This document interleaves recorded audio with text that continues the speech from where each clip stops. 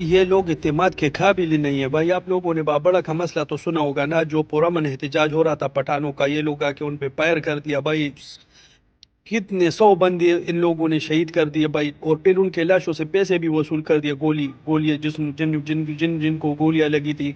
آپ نے آپ نے ابھی تک صرف سنا ہوگا بھائی کہ ہمارے جو چوکیدار ہیں وہ کتنے ظالم ہیں.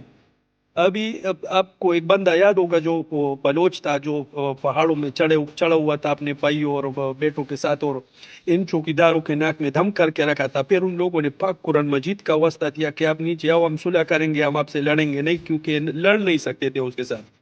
جب وہ نیچے آیا تو اس کو بھی گرفتار کر دیا، اس پہ بچوں کو بھی گرفتار کر دیا. مطلب قرآن مجید پہ ہاتھ رکھ کر بھی ان کو گرفتار کر دیا اور ان کو پھانسی دیا، اس کو پھانسی پہ لٹکا دیا.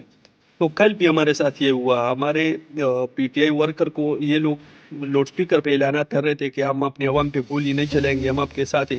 لیکن ہمارے کتنے بھائی شہید ہو گئے، کتنے بھائی زخمی ہو گئے، ان کے گھر والوں پہ کیا گزر ہوگی.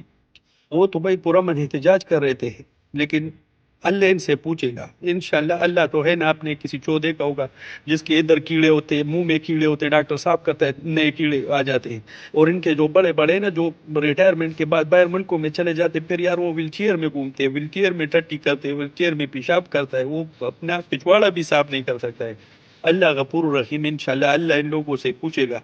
انہوں نے تو پاکستان میں جو ظلم اور بربریت کی ہے نا، انشاءاللہ اللہ ان سے پوچھے گا. ہم نہیں پوچھ سکتے، ہم کمزور ہیں. ہمارا اللہ ہے الحمدللہ.